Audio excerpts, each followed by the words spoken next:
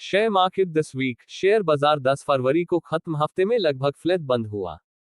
पिछले हफ्ते reserve bank ने रेपो रेट 0.25% बढ़ाकर 6.5% कर दिया था। इसके साथ ही रिजर्व बैंक ने फिस्कल ईयर 2023 के लिए जीडीपी ग्रोथ की उम्मीद बढ़ाकर 7% कर दिया है। इस बात के आसार हैं कि फेड रिजर्व आगे भी पॉलिसी रेट में सख्ती बरकरार रखेगा। पिछले हफ्ते ऑटो, एनर्जी, एफएमसीजी, मेटल और गैस शेयरों पर दबाव बना हुआ है।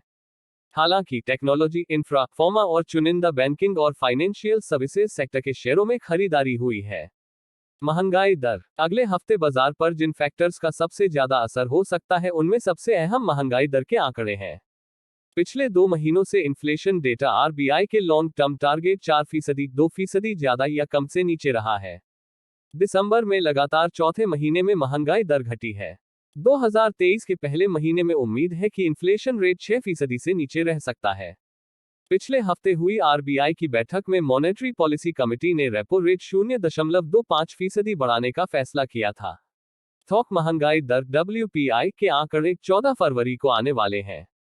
15 फरवरी को ट्रेड डेटा आने वाले हैं और शुक्रवार 17 फरवरी को फॉरेन एक्सचेंज रिजर्व के डेटा आने वाले हैं। अमेरिकी महंगाई दर। अमेरिका की महंगाई दर के आंकड़े 14 फरवरी को आने वाले हैं। इस डेटा पर दुनिया भर के निवेशकों की नजरें हैं। महंगाई के आंकड़ों से ही यह तय होगा कि फेड रिजर्व आने वाले महीनों में रेट बढ़ाएगा या नहीं। इस साल फरवरी की शुरुआत से अब तक अमेरिकी डॉलर इंडेक्स 101.22 से बढ़कर 103.58 पहुंच गया है। इस दौरान अमेरिकी बॉन्ड यील्ड्स 3.42% से बढ़कर 3.74% पर पहुंच गया है।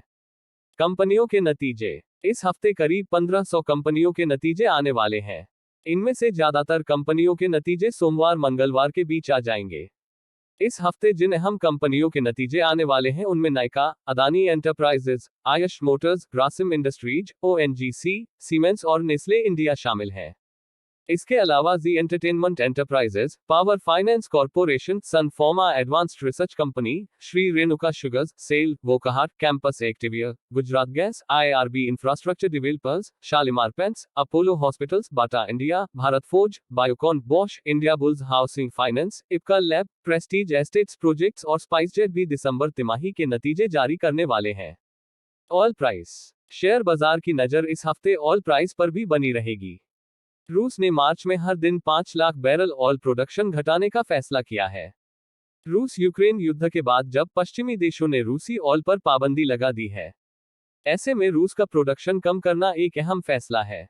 रूस की सरकार ने यह फैसला ओपेक देशों के साथ सलाह मशविरा लेकर नहीं किया है।